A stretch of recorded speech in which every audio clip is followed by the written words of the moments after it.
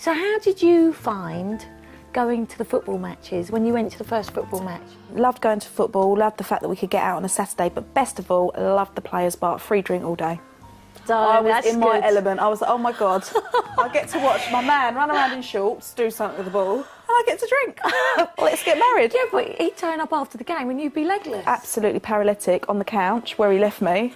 Didn't know where the kids were. I would always miss, if Jason scored, he didn't score very often. No. But if he did, Mark. I'd always miss it. I'd either be in the bar or the toilet. And you'd have to fib and say you watched it, right? And I'd be like, forgot, or I didn't see, sorry, and I'd have to fib.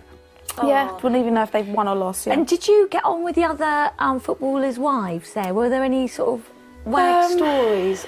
At Millwall, it was quite, you know, nice, and it was because I was fairly new and they was fine. But when I moved to QPR, there was it was at the time where the ITV had lost a load of money, so all the Premiership was merged into below divisions. That's it. And I think we got the fantastic players, but we also got the neurotic, sort of handbag-obsessed wives that came with it, and they was almost like had to sort of drink in this downtrodden players' lounge. So there was a few kerfuffles there. Really? There was like a certain couch that you had to sit on, and we had nicknames for certain girls. Yeah, I had a few nicknames. Yeah, but yeah, it was all right. But I did find that whole footballer's wife thing a bit daunting, and I realised that it was really bitchy, so I stayed out of it. Did you stay out of it? Yeah, I did. I got involved. Have you got any friends now that are still footballers' wives that you're friends with that, you know, their husbands play football with Mark? One of my businesses is looking after footballers' wives, so I only have wives that I look after, that I get on with, because they're the only ones that I can work with.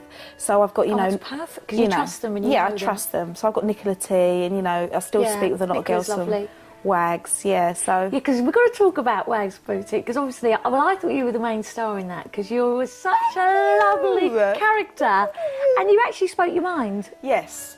And you ran it like a proper shop. You weren't there just for the cameras and the glam and look good. Do you know what? If somebody's going to ask you to do a job, and, you know, you're giving up... Well, for me, I was giving up 2 children, you know, taking them to and from school. It was tough as well. Didn't you fall pregnant? I was pregnant right at the beginning, but regardless of that, you know, I was giving up my rights to take my children to school to and from, which is why I set out to be self-employed. You know, I was giving up 4 months of my life to run a business.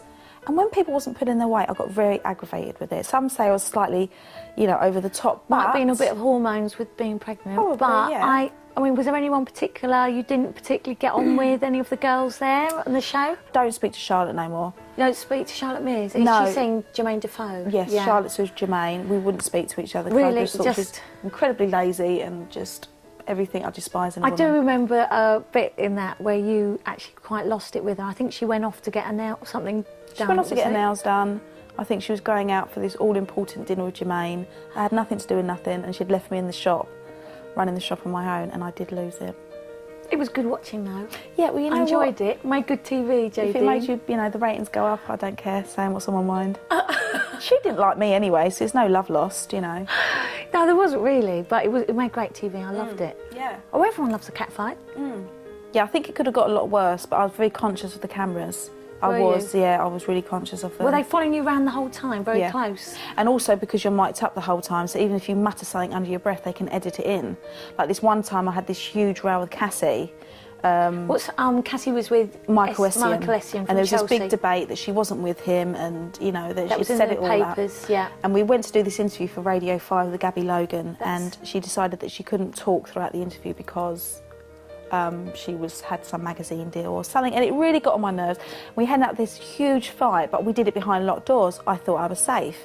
But what happened with the mics on? They left the mics on, so they filmed the door, but just showed me screaming and shouting. Oh, JD. Because you should have known that. You should have known. Yeah, You've been in TV. Yeah, and they showed the subtitles as well, so even if people couldn't understand me, they got to read it. What now does the future hold for you, my darling, JADENE Bircham? Is there anything coming up on the horizon? Well, I run my own business. That you know, I run an agency that looks after Wags. Looking to start a football school with Marc this Easter. So I'm going to get my claws into that. But really, I set myself little goals and I achieve them quite quickly. You are the businesswoman of the year. I've got to say, the most intelligent wag I've met. Let me tell you. I am loving you, Liz.